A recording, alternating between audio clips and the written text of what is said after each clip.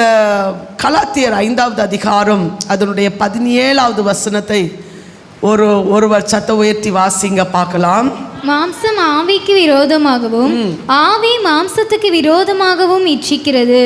நீங்கள் செய்ய வேண்டும் என்றிருக்கிறவைகளை செய்யாதபடிக்கு இவைகள் ஒன்றுக்கொன்று விரோதமாயிருக்கிறது. நீங்கள் செய்ய வேண்டும் என்றிருக்கிறவைகளை செய்யாதபடிக்கு இவைகள் ஒன்றுக்கொன்று விரோதமாயிருக்கிறது. ஆமென். இதை இன்றைக்கு நாம் தியானிப்பதற்கு கர்த்தர் நமக்கு பலன் தருவாராக.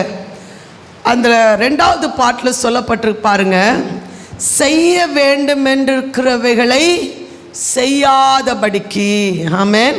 நம்ம செய்யணும்னு நினைக்கிறத செய்ய விடாதபடிக்கு இவைகள் ஒன்றுக்கொன்று விரோதமாயிருக்கிறது. ஆமென். மாம்சம் நன்மை செய்ய விடாது, ஆவி தீமை செய்ய விடாது. ஆமென். ஒரு முறை கூட சொல்கிறேன், மாம்சம் நன்மை செய்ய விடாது, ஆவி தீமை செய்ய விடாது. இதனால தான் ரெண்டுக்கும் எப்போதுமே ஒரு போராட்டம் இருக்கிறதை அப்போஸ்தலனாகிய பவுல் கலாத்தியருக்கு எழுதும்போது இதை தெளிவாக எழுதியிருக்கிறத நம்ம பார்க்க முடியும். இன்றைக்கு மாம்சமும் ஆவியையும் விரோதமாய் செயல்படுகிற சில காரியங்களை குறித்து நாம் இன்றைக்கு தியானிக்க கர்த்தர் பலன் தருவாராக. ஆமென். மாம்சமும் ஆவியும் இருக்கிறவங்க மட்டும் ஒரு ஆமேன்னு சொல்லுங்க பார்க்கலாம். ஆமென். ஹல்லேலூயா. ரொம்ப பாக்கியம். ஆமென். மாம்சம் இல்லாமல் நம்ம இந்த இடத்துல வந்திருக்கவே முடியாது. எல்லாருமே மாம்சத்தோடு இருக்கிறதுனால தான் நம்ம இந்த இடத்துல நம்ம வந்திருக்கிறோம். கர்த்தர் நம்மை பலப்படுத்துவாராக. ஆமென். இந்த உலகத்தில் மாம்சத்தோடு வாழ்ந்து கொண்டிருக்கும்போது ஜனத்துக்கு விரோதமா, குடும்பத்துக்கு விரோதமா, தேவனுக்கு விரோதமா, நம்ம ஜனத்துக்கு விரோதமா, ஆத்துமாவுக்கு விரோதமா, எல்லா சூழ்நிலையிலும் நமக்கு என்ன உண்டு? போராட்டம் உண்டு. அப்போஸ்தலனாகிய பவுல் எபேசியருக்கு எழுதும்போது இப்படி சொல்கிறாரு. ஆமென். மாம்சத்தோடும் இரத்தத்தோடும் அல்ல, துரைத்தனங்களோடும் அதிகாரங்களோடும் இப்பிரபஞ்சத்தின் அந்தகார லோகாதிபதிகளோடும் வானமண்டல பொல்லாதாவின் சேனைகளோடும் நமக்கு என்ன உண்டு? போராட்டம் உண்டு. போராடி ஜெயிக்கிறவங்களுக்காக கர்த்தரை துதிக்கிறேன். ஆமென். ஜெயிச்சவங்க மட்டும் ஒரு ஆமென் சொல்லுங்க பார்க்கலாம். இன்னும் நீங்கள் ஜெயிக்கலை. ஆமென். கடைசி மூச்சு வரையில் நமக்கு என்ன உண்டு? போராட்டம் உண்டு. இன்னைக்கு பிரசங்கமாக நான் சொல்கிறத பார்க்கலாம், ஒரு ப்ராக்டிக்கலாக சில காரியங்களை உங்கள் மத்தியில் சொல்ல ஆசைப்படுகிறேன். ஆமென். மாம்சம் ஆவி, இன்றைக்கு இந்த ரெண்டோடு கூட தான் நம்ம இன்றைக்கு கர்த்தர் சமூகத்தில் ஆராதித்து கொண்டிருக்கிறோம். ஆமென். சிலர் மாம்சத்தோடு ஆராதிக்கலாம், சிலர் ஆவியோடு ஆராதிக்கலாம். ஆனால் மாம்சத்தோடு ஆராதிக்கிறவர்களால் ஆமென் தேவனை உண்மையாய் உணர்ந்து ஆராதிக்க அவர்களால் முடியவே முடியாது. ஆனால் ஆவினால் ஆராதிக்கிற பிள்ளைகள் கர்த்தருடைய அன்பை புரிந்து ஆராதிக்க கர்த்தர் அவங்களுக்கு பலன் கொடுக்கிறார். ஆமென். ஆவிக்கும் மாம்சத்துக்கும் என்ன வித்தியாசம் அப்படின்னா, அப்போஸ்தலனாகிய பவுல் ரெண்டையும் உணர்ந்தவராய் ஆமென் ரோமாபுரிக்கும் கலாத்தியர், எபேசியர், பிலிப்பியர் இப்படிப்பட்ட நிருபங்களை எழுதும்போது இந்த மாம்சத்தையும் ஆவியையும் முக்கியப்படுத்தி அவர் எழுதியிருக்கிறத நம்ம என்ன செய்ய முடியும்? தெளிவாக பார்க்க முடியும். இல்லை ஒரு சில காரியங்களை மாத்திரம் உங்களுக்கு முன்னிறுத்த விரும்புகிறேன். ஆமென். எப்படி போராடுது, எதுக்காக போராடுது, ஏன் போராடுது, இந்த காரியங்களை நம்ம பார்க்கும்போது ரோமர் எழுதின நிருபத்தை நீங்கள் எடுத்துக்கொள்ளுங்க. 8வது அதிகாரத்தில் 1வது வசனத்திலிருந்து அதோடைய 10வது வசனம் வரையில் நீங்கள் வாசித்து பார்ப்பீங்கன்னா, மாம்சத்துக்குரியவர்களுக்கும் ஆமென் ஆவிக்குரியவர்களுக்கும் இருக்கிற ஒரு வித்தியாசத்தை ஆமென் அப்போஸ்தலனாகிய பவுல் ரோமருக்கு எழுதும்போது அவர் எழுதியிருக்கிறார். எப்படி எழுதியிருக்கிறார் பாருங்க. அதனுடைய 4வது வசனத்தை வாசிக்கலாமா? மாம்சத்தின்படி நடவாமல் ஆவியின்படி நடக்கிற நம்மிடத்தில் நியாய பிரமாணத்தின் நீதி நிறைவேறும்படிக்கே அப்படி செய்தார். அந்த 3வது வசனத்துல நீங்க வாசித்து பார்த்தீங்கன்னா, நியாய பிரமாணம் செய்யக்கூடாததை தேவனே செய்யும்படிக்கு தம்முடைய குமாரனை பாவ மாம்சத்தின் சாயலாகவும் பாவத்தை போக்கும் பலியாகவும் அனுப்பி மாம்சத்திலே பாவத்தை ஆக்கினிக்குள்ளாக என்ன செய்தார்? தீர்த்தார். மாம்சம் பாவத்தையும் மரணத்தையும் ஜெயித்திருக்குமானால் அவர்கள் ஆவிக்குரியவர்கள். ஆமென். விசுவாசம் இல்லாம ஒரு மனுஷன் பாவத்தையும் மரணத்தையும் அவர்களால் என்ன செய்ய முடியாது? ஜெயிக்க முடியாது. ஜெயித்தவர்களுக்காக கர்த்தரை துதிக்கிறேன். ஆமென். எத்தனை காலம் உயிரோடு இருப்போம்னு நினைக்கிறீங்க? எத்தனை பேர் நினைச்சாங்க இன்னும் 10 வருஷம் நான் உயிரோடு இருப்பேன்னு நினைச்சவங்க இன்னைக்கு இந்த உலகத்தில் இல்லை. ஆமென். இன்னைக்கு காலையில் கூட நான் கிளம்பி வரும்போது ஒரு வார்த்தை சொன்னேன். கர்த்தருக்கு சித்தமான நாட்கள் மட்டும் கர்த்தர் எங்களுடைய சித்தத்தின்படி நடத்தி ஒரு நிமிஷம் கூட அதுக்கு பிறகு இந்த உலகத்தில் உயிரோடு இருக்கிறதுக்கு நான் விரும்பவே இல்லை. விரும்பினா அவ்வளவும் நமக்கு கஷ்டமும் பாடுகளும் தான். ஆமென். விரும்பாத உண்மையாக சொல்லப்போனால் அந்த நாள் முடியும் போது நம்முடைய ராஜ்யத்துக்கு தகுதி உள்ளவங்களா என்னை நிலைநிறுத்துங்கன்னு சொல்லி தான் ஜெபம் பண்ணிட்டு வந்தேன். ஆமென். நமக்கு கொடுக்கப்பட்டிருக்கிற நாட்களில் உண்மையும் உத்தரவாதத்தும் உண்மையாய் செயல்பட்டால் தேவனுடைய ராஜ்யத்தை இழந்து போகாதபடி கர்த்தர் நம்மை பாதுகாத்துக் கொள்வார். ஆமென். வேதத்தில் சொல்லப்பட்டு பாவத்தையும் மரணத்தையும் ஜெயித்த மாம்சம் ஆவிக்குள்ளாக களி கூறும்போது ஆவியில இருக்கிற பிள்ளைகளுக்கு கர்த்தர் சில ஆசீர்வாதங்களை கர்த்தர் கொடுக்கிறார். அந்த 5வது வசனத்தை வாசிங்க பார்க்கலாம். அன்றியும் மாம்சத்தின்படி நடக்கிறவர்கள் மாம்சத்துக்குரியவர்களை சிந்திக்கிறார்கள். இந்த இப்ப பாருங்க, இன்னைக்கு தேவன் நம்மிடத்துல எதிர்பார்க்கிறது என்ன? ஆவியோடும் உண்மையோடும் ஆராதிக்கும்.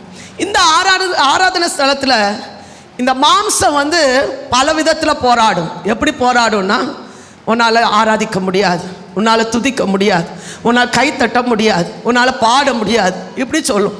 ஆனால் ஆவி என்ன சொல்லும் தெரியுமா? உன்னால் பாட முடியும், உன்னால் பாட முடியும், உன்னால் துதிக்க முடியும். இன்னொன்று மாம்சம் என்ன சொல்லும்? நீ பிரசங்கத்தை உன்னால் கேட்க, நீ தூங்க தான் செய்வ அப்படின்னு சொல்லும். இல்லை நான் தூங்கவே மாட்டேன் அப்படின்னு சொல்கிறது தான் என்னது? ஆவி. ஹல்லேலூயா. ஆவிக்குள்ளால இருக்கிறவர்கள் மட்டும் ஒரு ஆமேன்னு சொல்லுங்க பார்க்கலாம். ஹல்லேலூயா. மாம்சத்துக்குரியவர்கள் மாம்சமான காரியத்தை தான் சிந்திப்பாங்க. உண்மையாக சொல்லட்டுமா, இந்த இடத்துல வந்தா ஆவிக்குரிய பிள்ளைகள் ஆவிக்குரிய காரியத்துக்கு மட்டும்தான் முக்கியத்துவம் கொடுப்பாங்க. இந்த மாம்சத்துக்கு முக்கியத்துவம் கொடுக்கவே மாட்டாங்க. இந்த மாம்சத்துக்கு சாப்பிட்றதுக்கு, தண்ணி குடிக்கிறதுக்கு, ஆமென், முக்கியத்துவம் கொடுக்கவே மாட்டாங்க. கொடுக்குது அப்படின்னா அது மாம்சத்துக்குரிய காரியங்கள். ஹல்லேலூயா. புரிஞ்சிருக்குன்னா ஒரு ஆமேன்னு சொல்லுங்க பார்க்கலாம். மாம்சத்துக்குரிய காரியங்கள் எது தெரியுமா? நீ சும்மா இருக்காத, அதை நோண்டு, இதை நோண்டு அப்படின்னு சொல்றது. ஆனால் உண்மையாக சொல்ல போனால் ஆவிக்குரிய அனுபவம் உள்ளவங்க வசனத்தை கேட்கறதுல கவனமாக இருப்பார்கள். ஹல்லேலூயா. அதை வசனம் சொல்லு, மாம்சத்துக்குரியவர்கள் மாம்சமானவைகளை சிந்திக்கிறார்கள், ஆவிக்குரியவர்கள் ஆவிக்குரியவைகளை சிந்திக்கிறார்கள். ரெண்டுக்குள்ள வித்தியாசம் என்ன? பூமிக்குரியவைகளை சிந்திக்கிறார்கள், தேவனுக்குரியவைகளை சிந்திக்கிறார்கள். ஆமென். மாம்சத்துக்குரியவர்கள் பூமிக்காரிய ஆசீர்வாதத்தை மட்டும் சிந்திக்கிறார்கள், ஆவிக்குரியவர்கள் தேவனுக்குரிய காரியங்களை மாத்திரம் சிந்திக்கிறார்கள். புரிஞ்சவங்க ஆமென் சொல்லுங்க பார்க்கலாம். ஹல்லேலூயா. அடுத்த வசனத்தை வாசிங்க பார்க்கலாம். 6வது வசனம். மாம்ச சிந்தை மரணம், மாம்ச சிந்தை மரணம், ஆவியின் சிந்தையோ ஜீவனும் சமாதானமும். உங்க பக்கத்தில் இருக்கவங்கள பார்த்து சொல்லுங்க, ஆவியின் சிந்தையோ ஜீவனும் சமாதானமா. இன்னைக்கு எப்படி ஆனாலும் இருந்துட்டு போகலாம்ப்பா. இன்னைக்கு கிருபையின் காலம், கர்த்தர் மூச்சு எடுக்கக்கூடிய ஒரு நாள் வருது. அன்னைக்கு அவர் காலம் வருது. ஹல்லேலூயா. அவர் நியாயத்துக்கு ஒரு நாள் வருது. அந்த நாளுக்காக காத்திருக்கிற பிள்ளைகளுக்காக கர்த்தரை துதிக்கிறேன். ஹல்லேலூயா. எல்லாம் கொஞ்சம் கையை தட்டி சில நிமிடங்கள் ஆவிக்குரியவர்களா என்னை மாற்றுங்கன்னு கேளுங்க பார்க்கலாம். ஏன்னா ஆவிக்குரிய சிந்தையை எனக்கு தாங்கன்னு கேளுங்க. ஆவிக்குரியவங்க ஜபத்துக்கு முக்கியத்துவம் கொடுப்பாங்க, ஆவிக்குரியவங்க ஜீவனுக்கு முக்கியத்துவம் கொடுப்பாங்க, ஆவிக்குரியவங்க கர்த்தருடைய வார்த்தைக்கு முக்கியத்துவம் கொடுப்பாங்க, ஆவிக்குரியவங்க கர்த்தருடைய மகிமையினால் நிரப்பப்படுவதற்கு கர்த்தர் கிருபை கொடுக்க கர்த்தர் பலன் கொடுப்பார். இன்றைக்கு ஆவிக்கும் தேவனுடைய பிள்ளைகளாகிய நம்ம மாம்சத்துக்கும் ஏற்படுகிற சில போராட்டங்களை சந்திப்பதற்கு கர்த்தர் இன்றைக்கு ஒரு ஜெயத்தை கர்த்தர் கட்டளையிடுவார். நல்ல கையில தட்டி சொல்லுங்க, கர்த்தருடைய ஆவி இல்லாதவன் அவனுடையவன் அல்ல. கர்த்தருடைய ஆவியில நடத்தப்படுகிறவர்கள் தேவனுடைய புத்திரராய் இருக்கிறார்கள். ஆமென். கர்த்தருக்கு ஆவியின்படி நடக்கிற பிள்ளைகளுக்கு ஆக்கினை தீர்ப்பு இல்லை. அவர் சொல்லுகிற வார்த்தையின்படி நடக்கிற பிள்ளைகளை கர்த்தர் இன்றைக்கு பலப்படுத்த விரும்புகிறார். இந்த வார்த்தையை விரும்பி கேட்கிற பிள்ளைகளுக்குள்ளால அந்த விசுவாசம், ரட்சிப்பு, ஆமென், அந்த மகிமை ஒவ்வொரு பிள்ளைகளுக்குள்ளால ஊற்றப்படுவதாக. ஹல்லேலூயா. சத்தமா ஹல்லேலூயா. இந்த போராட்டம் எப்படி நடக்குது நீங்க நம்ம நினைக்கலாம். இன்னைக்கு நல்ல பாட்டு பாடும்போது நல்ல சந்தோஷமா இருக்கு, ஆராதிக்கும் போது நல்ல சந்தோஷமா இருக்கு, நல்ல வசனங்களை கேட்கும்போது நல்ல சந்தோஷமா இருக்கு. ஆனால் இந்த காம்பவுண்டை விட்டு வெளியே போயிடுச்சுன்னா அம்மன் இந்த மாம்சம் ஆவியும் என்ன செய்யும் தெரியுமா? போராடும். ஒரு சம்பவத்தை உங்களுக்கு சொல்ல விரும்புகிறேன், கொஞ்சம் கவனமாக கவனித்துக்கொள்ளுங்க. குடிக்க அடிமையாக இருந்த ஒரு சகோதரன் ஆண்டவருடைய கிருபையால் கர்த்தர் அவர்களை ரட்சித்து மனம் திரும்பி ஞானஸ்தானம் எடுத்து பரிசுத்தாவின் அபிஷேகத்தை பெற்று கர்த்தரோடு கூட வாழக்கூடிய ஒரு பாக்கியத்துக்கு நேராக கர்த்தர் அவர்களை நடத்தினார். நல்ல ஒரு சந்தோஷமான ஒரு வாழ்க்கை அவருடைய வாழ்க்கையில் அனுபவிக்க கர்த்தர் உதவி செய்தார். ஆனால் குறிப்பிட்ட நாட்களுக்கு பிறகு அவருடைய உறவினருடைய ஒரு திருமண ஒரு ஃபங்க்ஷனுக்காக அவர் அழைக்கப்பட்டிருந்தார். அங்கே போயிருந்த போது எல்லா ஃபங்க்ஷனும் முடிஞ்சிச்சு, உறவினர்களெல்லாம் கூடியிருக்கிறாங்க, இவரும் கூடியிருக்கிறார். அப்படி இருக்கிற நேரத்தில் அதில் கூடி இருந்தவர்கள் ஒரு சிலர் சொல்கிறாங்க, எங்கள் கூட நீ கொஞ்சம் சந்தோஷமாக இருக்கலாம்ல, எங்கள் கூட நீ மதுபானத்தை கொஞ்சம் அருந்தி சந்தோஷமாக இருக்கலாம்ல அப்படின்னு ஒரு வார்த்தை சொன்னான். சொன்ன உடனே இவர் கொஞ்சம் யோசிக்கிறார். ஏன்னா ஏற்கனவே இவர் அனுபவித்தவர்ல, ஏற்கனவே இவர் மதுபானத்தில் ரொம்ப பிரியப்பட்டவர் அல்ல. அதனால் இந்த மதுபானத்தை குறித்து சொன்ன உடனே அவருக்கு கொஞ்சம் சின்ன ஒரு ஆசை வந்துச்சு, குடித்தா நல்லா தான் இருக்கும்ல. அவங்க சொன்ன ஒரு வார்த்தையை உங்களுக்கு சொல்ல விரும்புகிறேன். இங்கே யாரும் இல்லைல்ல, அங்கே உள்ள விசுவாசிகள் யாரும் இல்லைல்ல, உன்னை பற்றி யாரும் சொல்கிறதுக்கு, உன்னை பற்றி அங்கே போய் சொல்லுகிறதுக்கு இங்கே யாரும் இல்லைல்ல, நம்ம அழகா நம்ம இதை அருந்தி சந்தோஷமாக இருப்போமே அப்படின்னு சொன்னோம். இவருக்கு சந்தோஷம்தான், ஒரு பக்கத்தில் சந்தோஷம்தான், இன்னொரு பக்கம் ஆவி ஒரு பக்கத்தில் சொல்லுது, ஏய் பழைய வாழ்க்கைக்கு போயிடாத, திரும்ப நீ அந்த பழைய வாழ்க்கைக்கு போயிடாத, அடிமை ஆயிராத அப்படின்னு சொல்லிட்டு ஒரு பக்கம் அது சொல்லுது. ஒரு பக்கம் மாம்சம் என்ன சொல்லுது, கொஞ்சம் அனுபவிச்சா நல்லா இருக்கும், யாரும் இல்லை, யாரும் இல்லை, நல்லா தான் இருக்கும். ஆனால் ரெண்டு வாழ்க்கைக்கு இடையில இந்த மனுஷன் ஒரு நிர்பந்தமான மனுஷனா உட்கார்ந்து இருக்கும் போது அந்த மனுஷன் இல்லை எதுவானாலும் பரவாயில்ல, இதுக்கு அடிமை ஆக மாட்டேன், இந்த பழைய வாழ்க்கைக்கு இனி நான் அடிமை ஆக மாட்டேன் என்று உறுதியாக இருந்தால் அந்த சமாதானத்தை அவன் இழந்து போக மாட்டான். ஹல்லேலூயா. அதே பட்சத்தில் மனுஷனை பார்த்து மனுஷனுடைய விருப்பத்துக்கு ஏற்றபடி அவன் எசைந்து போனால் அவன் பெற்றுக்கொண்ட ஆசீர்வாதத்தை எல்லாம் திரும்ப இழக்க வேண்டியது வரும். புரிஞ்சவங்க மட்டும் ஆமேன்னு சொல்லுங்க பார்க்கலாம். இப்படி தான் மாம்ச கிரியை செய்யும். ஆமேன்.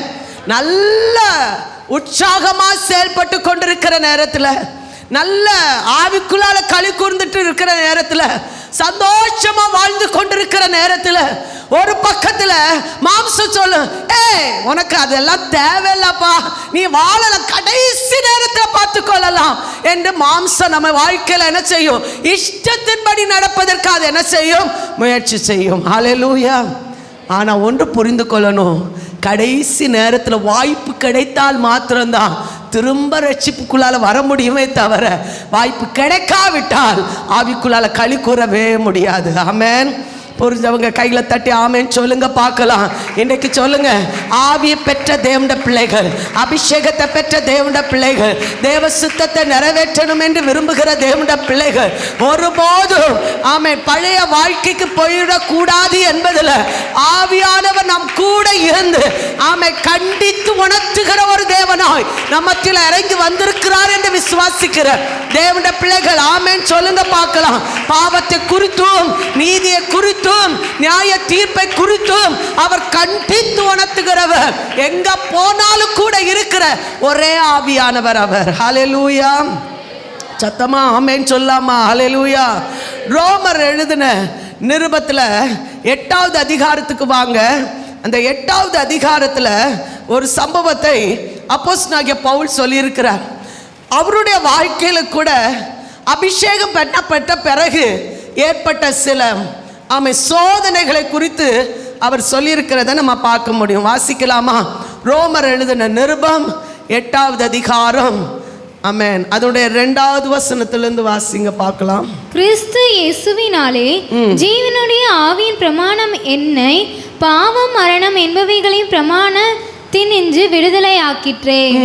அது எப்படி எனில், மாம்சத்தினாலே பலவீனமாயிருந்த நியாய பிரமாணம் செய்யக்கூடாததை தேவனே செய்யும்படிக்கு தம்முடைய குமாரனை பாவ மாம்சத்தின் சாயலாகவும் பாவத்தை போக்கும் பலியாகவும் அனுப்பி மாம்சத்திலே பாவத்தை ஆக்கினைக்குள்ளாக தீர்த்தார். 4ஆம் வசனம் எல்லாம் சேர்ந்து வாசிக்கலாம். மாம்சத்தின்படி நடவாமல் ஆவியின்படி நடக்கிற நம்மிடத்தில் நியாய பிரமாணத்தின் நீதி நிறைவேறும்படிக்கே அப்படி செய்தார். அதே 7வது அதிகாரத்துக்கு வாங்க. 7வது அதிகாரம். அது 7வது அதிகாரத்திலிருந்து 13வது வசனத்திலிருந்து சில வசனங்களை வாசிங்க பார்க்கலாம். இப்படி இருக்க நன்மையானது எனக்கு மரணமாயிற்றோ, அப்படி அல்ல, பாவமே எனக்கு மரணமாயிற்று. பாவம் கற்பனையினாலே மிகுந்த பாவம் உள்ளதாகும்படிக்கும் அது நன்மையானதை கொண்டு எனக்கு மரணத்தை உண்டாக்கினதினாலே பாவமாகவே விளங்கும்படிக்கும் அப்படி ஆயிற்று. மேலும் நமக்கு தெரிந்திருக்கிறபடி நியாய பிரமாணம் ஆவிக்குரியதா இருக்கிறது. நானோ பாவத்துக்கு கீழாக விற்கப்பட்டு மாம்சத்துக்குரியவனா இருக்கிறேன். எப்படி எனில், நான் செய்கிறது எனக்கு சம்மதியில்லை. நான் செய்கிறது எனக்கு நமக்கு இஷ்டமே.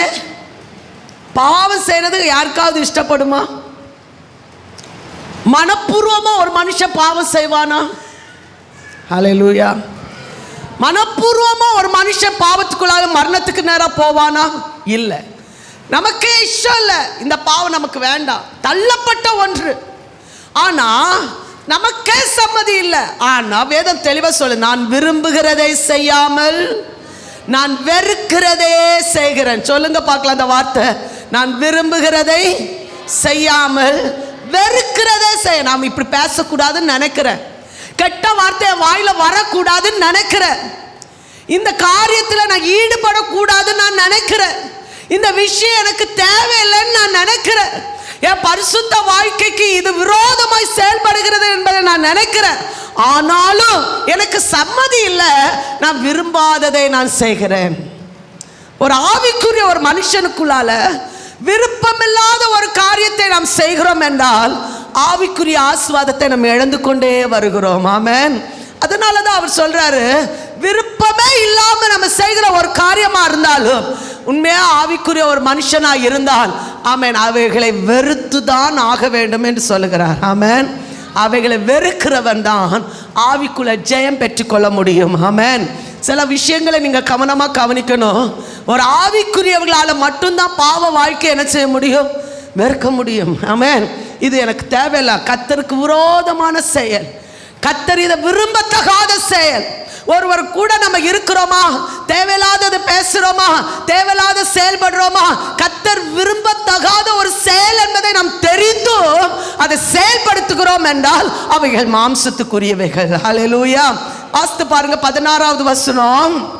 இப்படி நான் விரும்பாததை செய்கிறவனாய் இருக்க நியாயப்பிரமாணம் நல்லதென்று ஒத்துக்கொள்கிறேன். ஆதலால் நான் அல்ல, எனக்குள் வாசமாய் நான் அல்ல. ஹல்லேலூயா. இந்த வார்த்தை சொல்லுங்க, நான் அல்ல, எனக்குள் வாசமாய் இருக்கிற பாவமே அப்படி செய்கிறது. நம்ம நினைக்கல, நான் இது செய்யணும்னு நினைக்கல. காலையில் எழும்பணும் நான் நினைக்கிறேன், ஆனா எனக்கு எழும்ப முடியல. ஆமென். பாடணும்னு நினைக்கிறேன், என்னால் பாட முடியல. துதிக்கணும்னு நான் நினைக்கிறேன், நான் துதிக்க முடியல. காரணம் எனக்குள்ள இருக்கிற பாவமே அப்படி செய்கிறது. ஹல்லேலூயா. ஆவிக்குரியவங்க தேவ சமூகத்தில் வந்தா சும்மா இருக்கவே மாட்டாங்க, பாடிட்டே இருப்பாங்க, துதிச்சிட்டே இருப்பாங்க. அவங்களுக்கு தெய்வீகம் இருக்கிறத உணர முடியும். எத்தனை பேர் ஆமேன்னு சொல்கிறீங்க? வசனத்துக்கு முன்பாக அடிப்பணிகிறவர்களாக இருப்பாங்க. அது எந்த வசனமாக இருந்தாலும் சரி, ஏற்றுக்கொள்ளக்கூடிய இருதயம் ஆவிக்குரிய இருதயமாக இருக்கும். ஆமென். ஆவிக்குரிய உங்களுக்குள்ளால வசனங்களை ஏற்றுக்கொள்ளக்கூடிய ஒரு பக்குவம் அவங்களுக்குள்ளால காணப்படும். புரிஞ்சவங்களுக்கு ஸ்தோத்திரம். ஹல்லேலூயா. ஆமென். நம்முடைய வாழ்க்கையில் நமக்குள் என்ன இருக்குதோ அதுதான் நம்ம வெளிப்படுத்துகிறோம். ஆமென். வேதம் சொல்லுகிறது, உள்ளே இருக்கிறது அது என்ன செய்யும்? வெளியே வரும் என்று சொல்லப்பட்டு. வாசிங்க 18வது வசனம் வாசிங்க பார்க்கலாம். அது எப்படி எனில், என்னிடத்தில் அதாவது என் மாம்சத்தில் நன்மை வாசமா இருக்கிறதில்லை என்று நான் அறிந்திருக்கிறேன். 19வது வசனம், ஆதலால் நான் விரும்புகிற நன்மை செய்யாமல் விரும்பாத தீமையை செய்கிறேன். அந்தபடி நான் விரும்பாததை நான் செய்தால் நான் அல்ல, எனக்குள்ளே வாசமாக இருக்கிற பாவமே அப்படி ஆனபடியால் நன்மை செய்ய விரும்புகிற என்னிடத்தில் தீமை உண்டென்கிற ஒரு பிரமாணத்தை காண்கிறேன். 22வது வசனம், உள்ளார்ந்த மனுஷனுக்கு ஏற்றபடி தேவனுடைய நியாய பிரமாணத்தின் மேல் பிரியமாய் இருக்கிறேன். ஆகிலும் என் மனதின் பிரமாணத்துக்கு விரோதமாய் போராடுகிற வேறொரு பிரமாணத்தை என் அவயவங்களில் இருக்க காண்கிறேன். அது என் அவயவங்களில் உண்டாகியிருக்க பாவ பிரமாணத்துக்கு என்னை சிறையாக்கி கொள்ளுகிறது. எல்லாரும் சேர்ந்து 24வது வசனம் சொல்லாமா? நிர்பந்தமான மனுஷன் நான், இந்த மரண சரீரத்திலிருந்து யார் என்னை விடுதலை ஆக்குவார்? ஹல்லேலூயா. இன்றைக்கு நாம் விடுதலை ஆக்கப்பட்டால் நீங்களும் நானும் ஜெயம் பெற்றவர்கள். ஆமென். இந்த பாவ சரீரத்திலிருந்து நாம் விடுதலை ஆக்கப்பட்டால் நீங்களும் நானும் ஜெயம் பெற்றவர்கள். மாம்சத்துக்கு முக்கியத்துவம் கொடுக்காம ஆவிக்குரிய காரியங்களுக்கு முக்கியத்துவம் கொடுக்கிறவர்களாக இருந்தால் உண்மையாகவே கர்த்தருடைய பார்வையில் நீங்கள் விலையேற பெற்றவர்கள். ஹல்லேலூயா. புரிஞ்சவங்க ஆமென் சொல்லுங்க. ஹல்லேலூயா. பாதி பேர் தான். ஆமென். உங்கள் பக்கத்தில் இருக்க கையை பிடிச்சி ஒரு ஆமேன்னு சொல்லுங்க பார்க்கலாம். ஐயோ பரிதாபமாக இருந்துச்சு உங்கள் ஆமேன். ஹல்லேலூயா. உங்கள் பக்கத்தில் இருக்க உங்கள் கையை பிடிச்சி ஒரு ஆமேன்னு சொல்லுங்க பார்க்கலாம். ஆமேன். நான் விசுவாசிக்கிறேன், ஏதேன் சபையில் உள்ள விசுவாச பிள்ளைகளுக்குள்ளால ஜீவன் இருக்கு. ஆமேன். ஆவிக்குரியவர்கள் என்ற பெயர் பெற்ற தேவனுடைய பிள்ளைகள். நான் ஒன்றும் சொல்ல முடியும், சபைக்குள்ளே ஒரு ஜீவன் இல்லாமல் இத்தனை நாள் இந்த சபை ஓடி இருக்காது. ஆமென். பரிசுத்த ஆவியானுடைய செயல் இருக்க போய் தான் அப்பப்போ பாவத்தை குறித்து பாவ மரணத்தை குறித்தும் எச்சரித்து கர்த்தர் நம்மை நடத்தி கொண்டு வருகிறார். ஹல்லேலூயா. சத்தமா ஆமென் சொல்வீங்களா? ஆமென். இந்த பாவ சரீரத்திலிருந்து விடுதலை பெற்றுக்கொள்ள நாம் என்ன செய்யணும்? ஒரு சில வசனங்களை உங்களுக்கு முன்னிறுத்த விரும்புகிறேன். எபேசியர் 6வது அதிகாரம் 18வது வசனம் வாசிங்க. எந்த சமயத்திலும் சகலவிதமான வேண்டுதலோடும் விண்ணப்பத்தோடும் ஆவினாலே ஜெபம் பண்ணி அதன் பொருட்டு மிகுந்த மன உறுதியோடும் சகல பரிசுத்தவான்களுக்காகவும் பண்ணும் வேண்டுதலோடும். இதுதான் ஒரு ஆவிக்குரிய மனுஷனுடைய நல்குணங்கள். ஆமென்.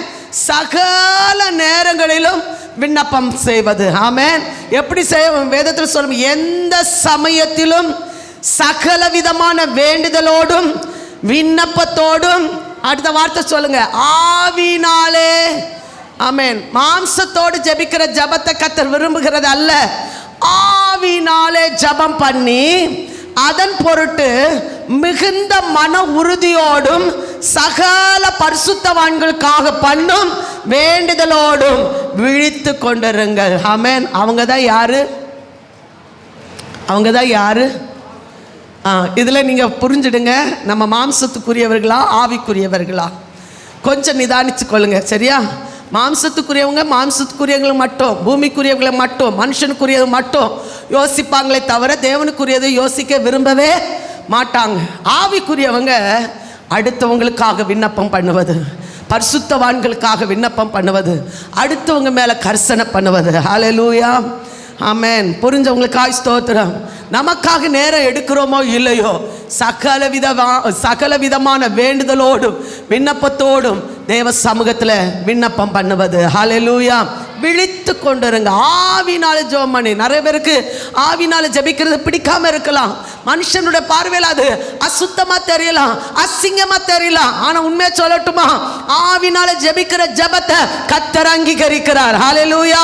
சகலவித விண்ணப்பத்தோடு ஜெபத்தோடு தேவ சமூகத்துல விழித்திருந்து ஜெபிக்கிற பிள்ளைகளுடைய ஜெபத்துக்கு கர்த்தர் முதலிடம் கொடுக்கிறார். நல்ல கையில தட்டி ஆமென் சொல்லுங்க பார்க்கலாம்.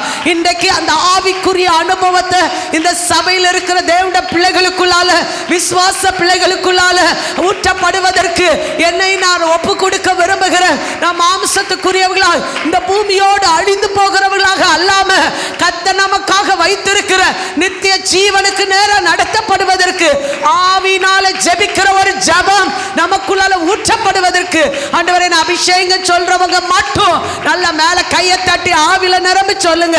எனக்குள்ளால மாம்ச கிரியைகள் அழிக்கப்படட்டும், எனக்குள்ளால இருக்கிற மாம்ச எண்ணங்கள் அழிக்கப்படட்டும்.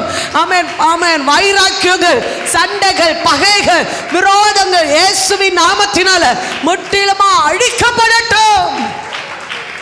ஆவிக்குரிய அனுபவத்தை எனக்கு தாங்கன்னு கேட்போமா? ஒரு ஆவிக்குரிய அபிஷேகத்தை எனக்கு தாங்க. எப்போது ஜெபிக்கக்கூடிய கிருபை எங்களுக்கு தாங்க. ஹல்லேலூயா. அதே கலாத்தியர் ஆமென் 5வது அதிகாரத்துக்கு வாங்க. அந்த கலாத்தியர் 5வது அதிகாரத்துல 16வது வசனம் ரொம்ப முக்கியம். 16வது வசனம் எடுத்தவங்க வாசிங்க பார்க்கலாம். இன்னும் நான் சொல்லுகிறது என்னவெனில் ஆவிக்கேற்றபடி நடந்து கொள்ளுங்கள். ஆவிக்கேற்றபடி நடந்து கொள்ளுங்கள், அப்பொழுது மாம்ச இச்சைகளை நிறைவேற்றாதிருப்பீர்கள். ஆமென். ஹல்லேலூயா. மாம்ச இச்சைகள் எதெல்லாம் சொல்லுங்க பார்க்கலாம். மாம்ச கிரியைகள், விபச்சாரம்,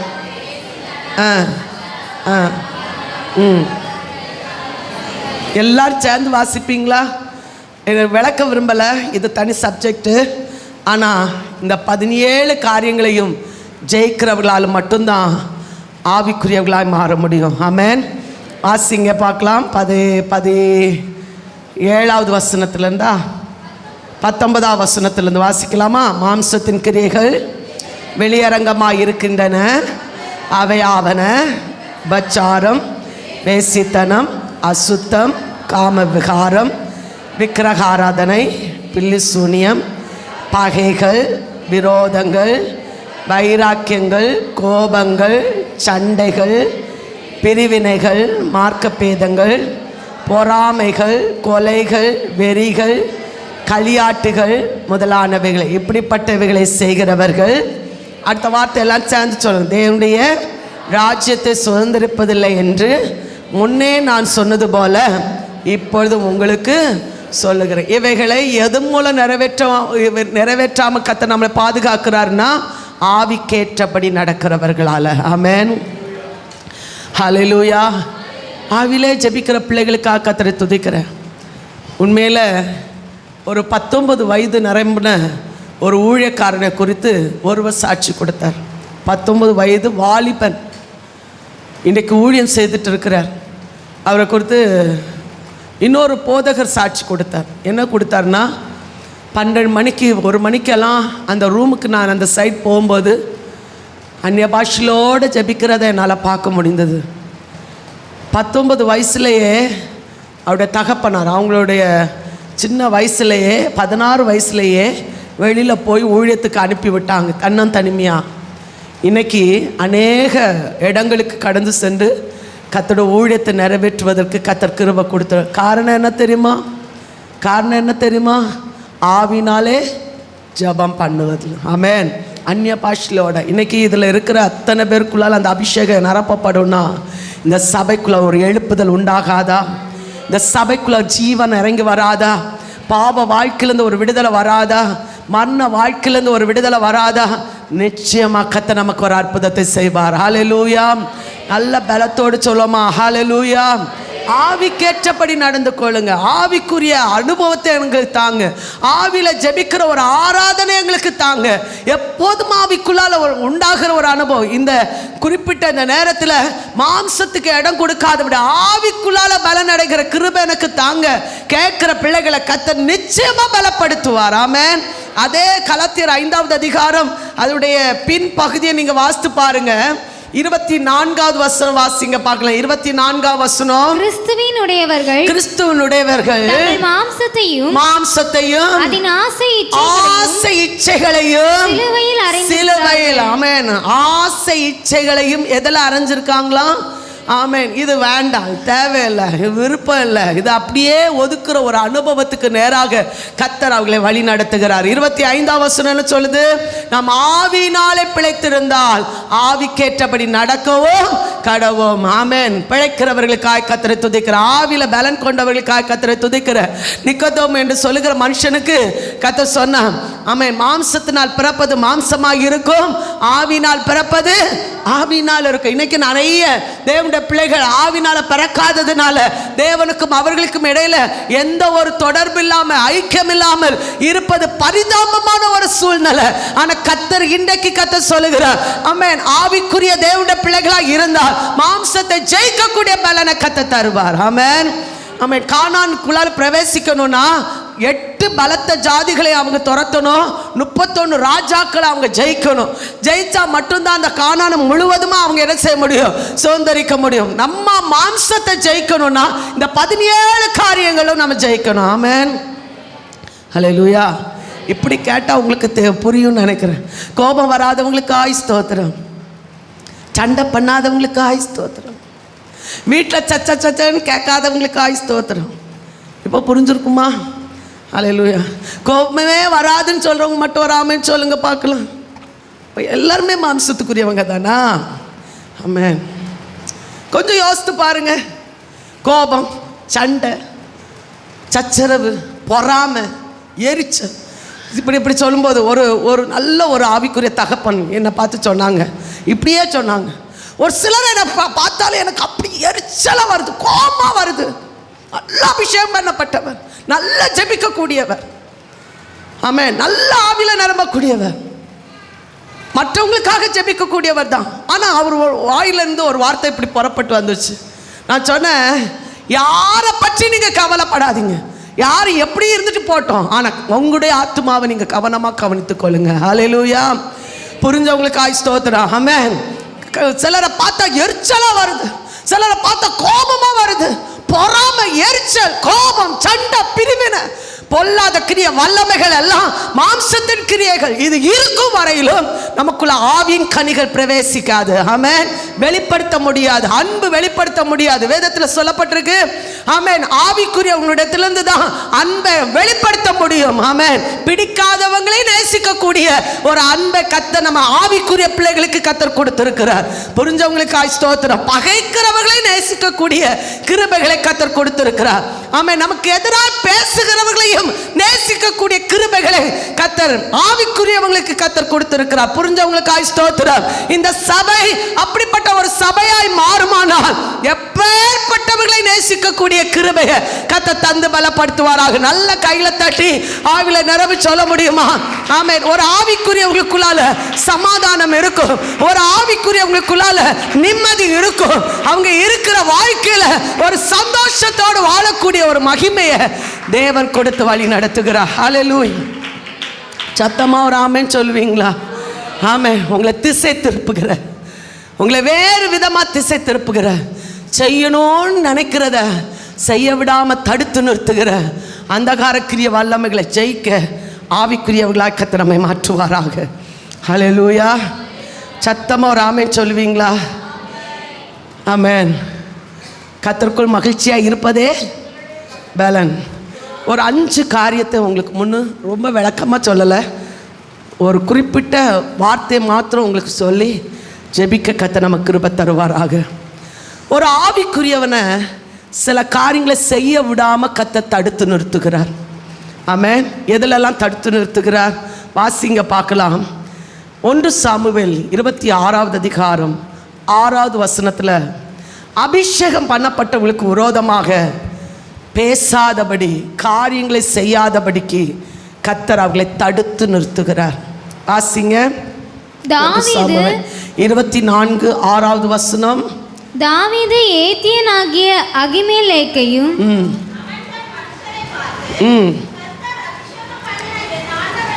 ஆண்டவன் மேல் என் கையை போடும்படியான இப்படிப்பட்ட காரியத்தை நான் செய்யாதபடிக்கு கர்த்தர் என்னை காப்பாராக. அவர் கர்த்தரால், உங்க பக்கத்தில் இருக்கிறவங்க கர்த்தரால் அபிஷேகம் பண்ணப்பட்டவங்களா இருந்தா அவங்களுக்கு விரோதமா உன் கையை போடாத. அபிஷேகம் பண்ணப்பட்ட தேவனுடைய பிள்ளைகளுக்கு விரோதமா நீ பேசாத அப்படின்னு சொல்றேன். தாவீதுடைய வாழ்க்கையில சவுலை கொல்லக்கூடிய ஒரு சூழ்நிலை அவருக்கு ஏற்பட்டது. பக்கத்துல வர போனா ஈட்டி இருந்துச்சு, அவரை கொல்லக்குள்ள எல்லா வசதியும் இருந்துச்சு. ஆனா அவர் சொன்ன ஒரு வார்த்தை, அபிஷேகம் பண்ணப்பட்டவர் மேல என் கையை போடாதபடிக்கு கர்த்தர் என்னை காப்பாராக. அவர் அபிஷேகம் பண்ணப்பட்டவராமே, கர்த்தரால் அபிஷேகம் பண்ண ஆவிக்குரிய ஒரு தேவனுடைய பிள்ளைகளுடைய வாழ்க்கையில ஆவியானவர் கொடுக்கிற ஒரு பலன் என்ன தெரியுமா? பாவம் செய்யாதபடி நம்மை பாதுகாத்துக் கொள்வது. ஆமென்.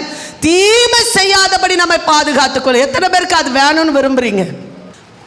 சவுல் பொல்லாத ஆவி பெற்றவனாய் இருந்தோம், அவன் தேவனால் அபிஷேகம் பண்ணப்பட்டவனாய் இருந்தான். ஆமென். இன்னைக்கு அபிஷேகம் பண்ணப்பட்ட தேவனுடைய பிள்ளைகளுக்கு விரோதமா நீங்க என்ன செய்தாலும் கர்த்தர் பார்த்து கொள்வார். ஆமென். ஆகவே முதலாவது ஆவிக்குரிய தன்னை பாதுகாத்து கொள்ள வேண்டிய ஒரு முக்கியமான காரியம், அவங்க மேல் உன் கையே போடாதே. நம்பர் 2, ரோமர் எழுதின நிருபம் 12வது அதிகாரம் 17வது வசனத்துல, தீமைக்கு தீமை செய்யாதபடிக்கு நம்மை பாதுகாத்து கொள்ள ஆவியானவர் நமக்கு உதவி செய்கிறார். வாசிங்க பார்க்கலாம். ரோமர் 12வது அதிகாரம் 17வது வசனம். ஒருவனுக்கும் தீமைக்கு தீமை செய்யாதிருங்கள், எல்லா மனுஷருக்கு முன்பாகவும் யோக்கியமானவைகளை செய்ய. 21வது வசனம். நீ தீமையினாலே வெல்லப்படாமல் தீமை நன்மையினாலே வெல்ல. தீமை நன்மையினாலே வெல்ல. யாராவது உங்களுக்கு தீமை செய்தா நன்மை செய்யுங்க. ஆமென். ஹல்லேலூயா. ஒரு ஆமென் நான் சொல்லுங்களேன். எஸ்தர் ராஜாத்தி தனக்கு தீமை செய்த ஆமானுக்கு நல்ல விருந்து கொடுத்தா. ஆமென். விருந்து கொடுத்து தன் காரியத்தை நிறைவேற்றினா. ஹல்லேலூயா. தீமையை நன்மையினால வெல்லணும். ஆமென். நல்லது செய்யுங்க. சத்ரு உங்கள் வீட்டுக்கு முன்னால் வந்தால் நல்ல சாப்பாடு கொடுங்க. ஆமென். உங்களை திட்டுறவங்க, உங்களை காயப்படுத்துகிறவங்க, உங்களை கொல்லணும்னு நினைக்கிறவங்க வீட்டுக்கு வரும்போது வாங்க உட்காருங்க, நல்ல ஆசீர்வதிக்கப்பட்ட தண்ணியை கொடுங்க, சாப்பாடு கொடுங்க. கர்த்தர் பார்த்து கொள்ளுவார். புரிஞ்சவங்க ஆமேன்னு சொல்லுங்க பார்க்கலாம். ஹல்லேலூயா. தீமைக்கு தீமை செய்யாதீங்க. அபிஷேகம் பண்ணப்பட்ட தேவனுடைய பிள்ளைகள், ஆவிக்குரிய தேவனுடைய பிள்ளைகள், அவங்க முறைச்சா நீங்க முறைக்காதீங்க. ஆமென். அவங்க எதிர்த்து நின்னா நீங்க எதிர்த்து நிற்காதீங்க. அதான் அதுல ஒரு வேதத்தில் சொல்லப்பட்டிருக்கு. தீமைக்கு தீமை செய்யாதபடி பாருங்க. தீமை நன்மையினால் வெல்ல கர்த்தர் நமக்கு பலன் தருவாராக. ஆமென். 1 சாமுவேல் 25வது அதிகாரம் 39வது வசனத்துல, தாவீது நாபாலை கொல்லணும்னு நினைச்சு வருகிற நேரத்தில் கர்த்தர் அவனை கொல்லாதபடிக்கு கர்த்தர் அவனை பாதுகாத்து, இந்த பொல்லாப்பு தனக்கு வராதபடி நம்மை பாதுகாத்த தேவனுக்கு ஸ்தோத்திரம் என்று சொல்லி கர்த்தரை மகிமைப்படுத்த கர்த்தர் அவனுக்கு கிருபை கொடுத்தார். வாசிங்க பார்க்கலாம், அந்த வசனத்தை வாசிங்க. நாபால் செத்து போனான் என்று தாவீது கேள்விப்பட்ட போது, கொஞ்சம் கவனிக்கிறீங்களா? நாபால் யாரு? அபிகாயிலுடைய நல்ல ஒரு மனுஷன், நல்ல பணக்காரன், நல்ல பணக்காரன், நல்ல குடிகாரன், பணக்காரன், நல்ல வசதி உள்ளவன். வேதத்தில் வாசிக்கிறோம் 3000 ஆடுகள், ஆமென், 1000 வெள்ளாடுகள் அவனுக்கு இருந்துச்சான். ஒரு ஆடு இருந்தாலே நமக்கு வீடு ரொம்ப செழிப்பாக இருக்கும். அப்போ இத்தனை ஆடுகளை பெற்றிருந்தா அவன் எவ்வளோ செழிப்பாக இருக்கணும் இல்லையா? நாபால் ரொம்ப ஆசீர்வதிக்கப்பட்டவன், நல்ல மனைவி, நல்ல புத்திசாலியான அபிகாயில் கர்த்தர் அவனுக்கு கொடுத்திருந்தார். ஆனால் என்ன நடந்துச்சு? அவனுடைய வாழ்க்கையில் ஒரு ஆபத்து வந்தபோது அபிகாயில் முன்னு நின்று செயல்பட்டதுனால கர்த்தர் தாவீதை கை நீட்டாதபடிக்கு கர்த்தர் அவனை என்ன செய்தார்? பாதுகாத்தார். அதனால தான் அந்த இடத்துல சொல்லப்பட்டிருக்கு. வாசிங்க பார்க்கலாம். நாபால் செத்து போனான் என்று தாவீது கேள்விப்பட்ட போது என் நிந்தையின் வழக்கை நாபாலின் கையில் விசாரித்து தம்முடைய அடியானை பொல்லாப்பு செய்யாதபடிக்கு தடுத்து கர்த்தருக்கு ஸ்தோத்திரம். கர்த்தர் தாமே நாபாலின் பொல்லாப்பை அவன் தலையின் மேல் திரும்ப பண்ணினார் என்று சொல்லி அபிகாயிலை விவாகம் பண்றதுக்காக அவனோடு பேச தாவீது ஆட்களை என்ன செய்தான்? அனுப்பினான். ஹல்லேலூயா. தீமை செய்யாதபடி தன்னை பாதுகாத்து கொள்ள கர்த்தர் தாவீதை கர்த்தர் பலப்படுத்தினார். 3வது பாருங்க, ஆமென். ஆவிக்குரியவர்கள் ஆராதனைக்கு முக்கியத்துவம் கொடுப்பாங்க. ஆமென். ஆவிக்குரியவர்கள் கர்த்தரை தொழுது கொள்வதற்கு முக்கியத்துவம் கொடுப்பார்கள். வாசிங்க பார்க்கலாம். இது ஒருவேளை பழைய ஏற்பாட்டு புஸ்தகத்தில் சொல்லப்பட்ட ஒரு பகுதியாக இருந்தாலும் அந்த பழைய ஏற்பாட்டு புஸ்தகத்தில் இஸ்ரவேல் ஜனங்களுக்கு கொடுக்கப்பட்ட பகுதியில் உண்மையாக இருக்கிற பிள்ளைகளை கர்த்தர் நித்திய ஆசீர்வாதத்துக்குள்ளால கர்த்தர் வழி நடத்தினார். எரேமியா 17வது அதிகாரம் 22வது வசனத்தை எடுத்தவங்க வாசிங்க பார்க்கலாம். எரேமியா 17வது அதிகாரம் 22வது வசனம். ஓய்வு நாளில் உங்கள் வீடுகளில் இருந்து சுமையை வெளியே கொண்டு போகாதபடிக்கும் ஒரு வேலையையும் செய்யாதபடிக்கும் உங்கள் ஆத்துமாக்களுக்காக எச்சரிக்கையாயிருந்து நான் உங்கள் பிதாக்களுக்கு கட்டளையிட்டபடி ஓய்வு நாளை பரிசுத்தமாக்குங்கள் என்று. ஓய்வு நாளும் காணப்படாது, பரிசுத்த நாளும் காணப்படாது. ஆமென். உயிர்த்தெழுந்த நாளும் நமக்கு தெரியாது. ஆமென். ஓய்வு நாளில் என்ன செய்யக்கூடாதான்? சுமையை சுமந்துட்டு உள்ளே வரவும் கூடாது, வெளியே போகக்கூடாது. ஓய்வு நாளை பரிசுத்தமாய் பாதுகாத்து கொள்ளுங்க. அவங்க யார் தெரியுமா? ஒரு ஆவிக்குரிய தேவனுடைய பிள்ளைகள். ஆமென். ஓய்வு நாளில் பரிசுத்தமாக ஆசரிங்க. இந்த வேதாகமத்தில் சொல்லப்பட்டிருக்கு, சனிக்கிழமை ஓய்வு நாளாக இருந்தால் அடுத்த நாள் திங்கக்கிழமை ஞாயிற்றுக்கிழமை நமக்கு உயிர்த்தெழுந்த நாளை கத்த தந்த இந்த 2 நாட்களும் கத்தருக்காக வேறு பிரித்து கொள்கிற தேவனுடைய பிள்ளைகள் பரலோக ராஜ்யத்துக்கு அவகாசிகளை கத்தர் மாற்றுவார். ஆமென். நீங்கள் வேதத்தில் நீங்கள் நல்லா வாசித்து பாருங்கள். இந்த 2 நாட்களையும் சபையை நீங்கள் அனுசரித்து கொண்டு வருகிற தேவனுடைய பிள்ளைகளை கத்தர் கனப்படுத்துகிறார், கத்தர் அவங்களை உயர்த்துகிறார். அதுக்காக வேறு பிரித்து கொள்கிற தேவனுடைய பிள்ளைகள் மேலே கத்தர் கிருபை பாராட்டுகிற தேவனாக இருக்கிறார். நல்ல கையில் தட்டி ஆமேன்னு சொல்லுங்க பார்க்கலாம். கத்தருக்கு ஆராதனை. வேதம் சொல்லுகிற கத்தரை தொழுது கொள்கிற எவனும் ரட்சிக்கப்படுவான். ஆவிக்குரிய தேவனுடைய பிள்ளைகள் அவரை தொழுது கொள்கிறதுக்கு முக்கியத்துவம் கொடுப்பாங்க. ஆமே. கிறிஸ்துவுக்குள்ள ஆமேன் ஆராதிக்க கத்தர் பலன் கொடுப்பார். ஆமே. கத்தருடையவர்கள் கிறிஸ்து உடையவர்களாக கத்தர் அவர்களை நிலைநிறுத்துகிறார். ஆமேன். 4வது சொல்லப்பட்டிருக்கு பாருங்க. நீதிமான் பாவம் செய்யாதபடிக்கு கத்தர் அவர்களை எச்சரித்து கத்தர் அவர்களை வழி நடத்துகிறார். எசேக்கியேல் 3வது அதிகாரம் 21வது வசனத்தை எடுத்தவங்க வாசிங்க பார்க்கலாம். எசேக்கியேல் 3வது அதிகாரம் 21வது வசனம். நீதிமான் பாவம் செய்யாதபடிக்கு நீ நீதிமானை எச்சரித்த பின்பு அவன் பாவம் செய்யாவிட்டால் அவன் பிழைக்கவே பிழைப்பான். ஹல்லேலூயா. அவன் பாவம் செய்யாதபடி, இன்னைக்கு கர்த்தர் ஒரு எச்சரிப்பை தந்து அவன் பாவம் செய்யாதபடி தன்னை பாதுகாத்து கொண்டால் அவன் பிழைக்கவே பிழைப்பான். ஹல்லேலூயா. செய்யாதபடி நம்மை பாதுகாக்கிறவர். ஆமென். கடைசியா ஒரு வார்த்தை கூட வாசிப்போம், ரொம்ப முக்கியமானது.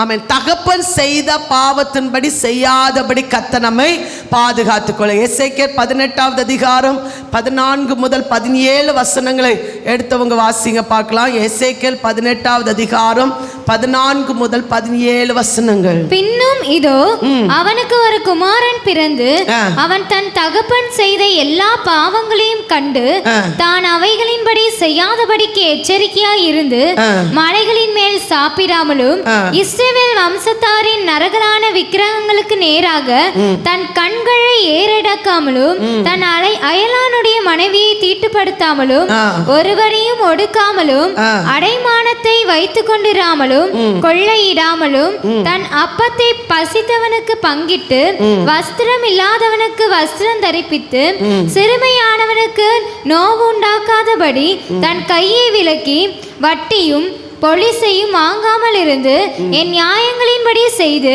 என் கட்டளைகளில் நடந்தால் அவன் தன் தகப்பனுடைய அக்கிரமத்தின் நிமித்தம் சாகாமல் பிழைக்கவே பிழைப்பான். எல்லாரும் எடுத்துக்கொள்ளுங்க. எசேக்கியேல் 18வது அதிகாரம் எல்லாரும் எடுத்துக்கொள்ளுங்க. பழைய ஏற்பாட்டு புஸ்தகத்தில் எல்லாரும் எடுத்திருப்பீங்க நான் விசுவாசிக்கிறேன்.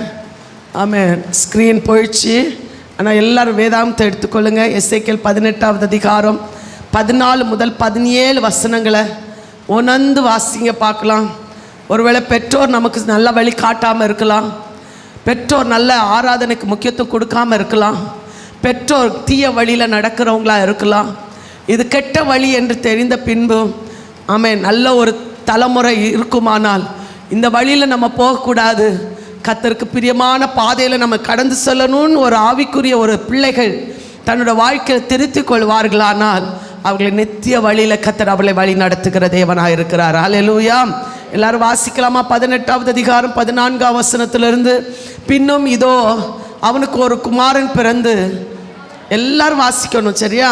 பின்னும் இதோ அவனுக்கு ஒரு குமாரன் பிறந்து அவன் தன் தகப்பன் செய்த எல்லா பாவங்களையும் கண்டு தான் ஆவிகளின்படி செய்யாதபடிக்கு அவைகளின்படி செய்யாதபடிக்கு எச்சரிக்கையாக இருந்து மலைகளின் மேல் சாப்பிடாமலும் இஸ்ரவேல் வம்சத்தாரின் நரகலான விக்கிரங்களுக்கு நேராக தன் கண்களை ஏறெடுக்காமலும் தன் அயலானுடைய மனைவியை தீட்டுப்படுத்தாமலும் ஒருவனையும் ஒடுக்காமலும் அடைமானத்தை வைத்து கொண்டுராமலும் கொள்ளையிடாமலும் தன் அப்பத்தை பசித்தவனுக்கு பங்கிட்டு வஸ்திரமில்லாதவனுக்கு வஸ்திரம் தரிப்பித்து சிறுமையானவனுக்கு நோவு உண்டாக்காதபடிக்கு தன் கையை விலக்கி வட்டியும் பொலிசையும் வாங்காமல் இருந்து என் நியாயங்களின்படி செய்து என் கட்டளைகளில் நடந்தால் அவன் தன் தகப்பனுடைய அக்கிரமத்தின் மித்தம் சாகாமல் பிழைக்கவே பிழைப்பான். புரிஞ்சவங்க ஆமென் சொல்லுங்க பார்க்கலாம். ஆமென். தகப்பன் செய்த தப்புக்கு ஏற்றபடி இவன் செய்யாதபடி ஒரு ஆவிக்குரியவனாய், ஆமென், மாம்சத்துக்குரியவனாய் இல்ல, ஆவிக்குரியவனாய் தன்னை பாதுகாத்துக் கொள்வான் என்றால் அவன் பிழைக்கவே பிழைப்பான். ஆமென். ஹல்லேலூயா. நீதிமானை எச்சரித்தும் அவன் தன்னுடைய பாவத்தை விட்டு விலக்கி வந்தான் என்றால் அவன் பிழைக்கவே பிழைப்பான். இன்றைக்கு கர்த்தர் சொல்லுகிற வார்த்தை என்ன தெரியுமா? ஆமென். உண்மையா இருக்கணும்னு விரும்புகிற தேவனுடைய பிள்ளைகள் செய்ய விடாதபடிக்கு தடுத்து நிறுத்துகிற மாம்ச கிரியைகளுக்கு விரோதமா ஆவி செயல்பட்டு கொண்டிருக்கும் போது வேதம் தெளிவா சொல்லப்பட்ட ஆவிக்கேற்றபடி நடந்து கொள்ளுங்கள், அப்பொழுது மாம்ச இச்சைகளை நிறைவேற்றாதிருப்பீர்கள். ஆமென்.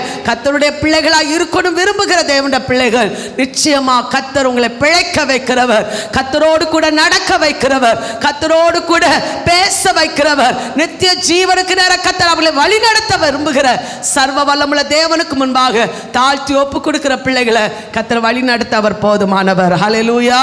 அபிஷேகம் பண்ணப்பட்டவனுக்கு விரோதமாக பேசாத, அவங்க மேலே கை வைக்காத. வேதம் சொல்லுகிறது தீமைக்கு விரோதமாக தீமை நீ செய்யாதபடிக்கு தீமைக்கு நன்மை செய்ய கர்த்தர் நமக்கு கிருபை தருவாராக.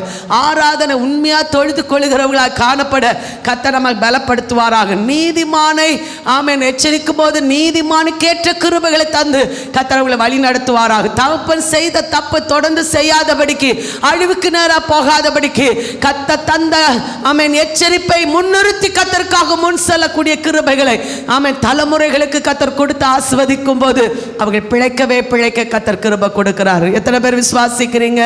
ஆமென். ஆவிக்கேற்றபடி நடந்து கொள்ளுங்க, அப்பொழுது மாம்ச இச்சைகளை நிறைவேற்றாத பிழைக்கவே ஆவியின்படி நடக்கிற பிள்ளைகளை கர்த்தர் பிழைக்கவே பிழைக்க பண்ணுகிறார்.